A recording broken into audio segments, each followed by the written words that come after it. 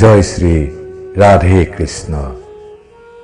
নন্দ মহাৰাজ সমস্ত প্ৰবীণ গোপ আৰু গোপীসকলে কৃষ্ণ আৰু বলৰামৰ অদ্ভুত সমস্ত কাৰ্যকলাপৰ আলোচনা কৰিছিল আৰু এই আলোচনাত তেওঁলোক ইমানেই মগ্ন হৈছিল যে তেওঁলোকে এই জড়জগতৰ ত্ৰিপাপ দুখৰ কথা সম্পূৰ্ণৰূপে পাহৰি গৈছিল।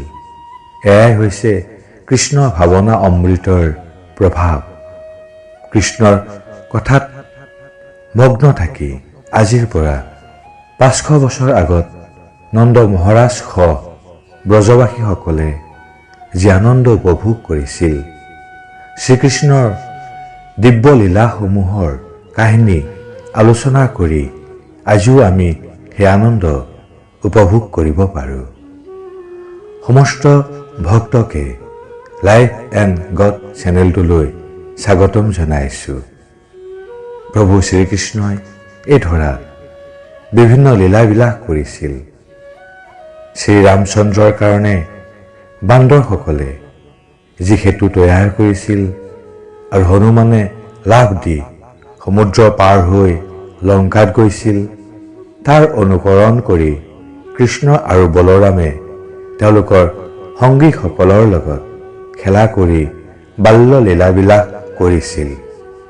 এদিন শ্ৰীকৃষ্ণই বনত প্ৰাতকালীন ভোজন সম্পাদন কৰাৰ ইচ্ছাত ৰাতিপুৱা সোনকালে টোপনিৰ পৰা উঠি মধুৰ সুৰত তেওঁৰ শিঙা বজাই গোপ সখাসকলৰ টোপনি ভাঙি দিলে আৰু গোবৎসসহ তেওঁৰ সখাসকলৰ লগত বৃন্দাবনৰ বনৰ ফালে যাত্ৰা কৰিল। যাত্ৰাকালত তেওঁলোক সকলোৰে লগত আছিল লাঠি, শিঙা আৰু খোৱা বস্তুৰ টোপোলা। তেওঁলোকে হাজাৰ হাজাৰ গোবৎস তত্বাৱধান কৰিছিল।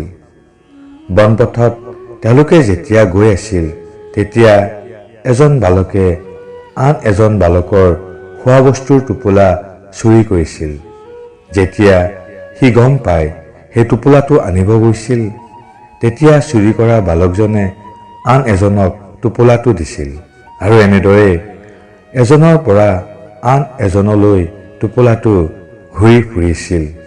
এনেদৰে তেওঁলোকে শিশুসুলভ আনন্দ উপভোগ কৰিছিল। কি এক বিমল আনন্দ! আমিও সৰুতে বহুতো খেল ধেমালি কৰিছিলোঁ। আজিকালি আমাৰ সমাজত এই খেল ধেমালিবোৰ খুব কমেই দেখা যায়। আজিকালি আমি জড়জাগতিক কাৰ্যকলাপত ইমানেই ব্যস্ত যে প্ৰকৃত সুখ আনন্দৰ পৰা আমি বহু দূৰত। যি আনন্দ আৰু সুখ আধ্যাত্মিকতাত আছে, আপুনি আন ক'তো সেই সুখ আনন্দ বিচাৰি নাপায়। জয় প্ৰভু জগন্নাথ। হৰে কৃষ্ণ হৰে কৃষ্ণ হৰে